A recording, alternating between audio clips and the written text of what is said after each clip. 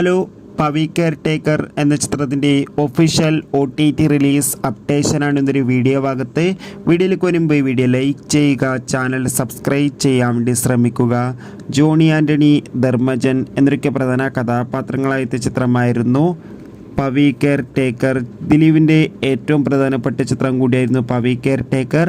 അതുകൊണ്ട് തന്നെ എല്ലാ സിനിമാ പ്രേമികളും ഒരേപോലെയായിരുന്നു ദിലീപ് നായകനെത്തിയ പവി കെയർ ടേക്കർ എന്ന ചിത്രത്തിൻ്റെ OTT റിലീസിനായി കാത്തിരുന്നത്.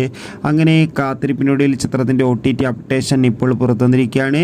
പവി കെയർ ടേക്കർ എന്ന ചിത്രത്തിൻ്റെ OTT അവകാശങ്ങളൊക്കെ മനോരമാക്സ് എന്ന OTT പ്ലാറ്റ്ഫോം സ്വന്തമാക്കിയെന്ന് കൺഫേം ആക്കിയിട്ടുണ്ട്. ഇപ്പോൾ ഇതാ ചിത്രം ഈ വരുന്ന ഓഗസ്റ്റ് മാസമല്ല, സെപ്റ്റംബർ മാസം 6-ാം തീയതി മുതൽ മനോരമാക്സ് എന്ന OTT പ്ലാറ്റ്ഫോമിലൂടെയും സിംപ്ലി സോത്ത് എന്ന OTT പ്ലാറ്റ്ഫോമിലൂടെ OTT റിലീസ് ചെയ്തതായിരിക്കും.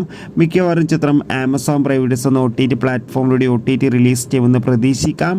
ചിത്രത്തിന് വേണ്ടി എത്ര പേര് കാത്തിരിക്കുന്നു?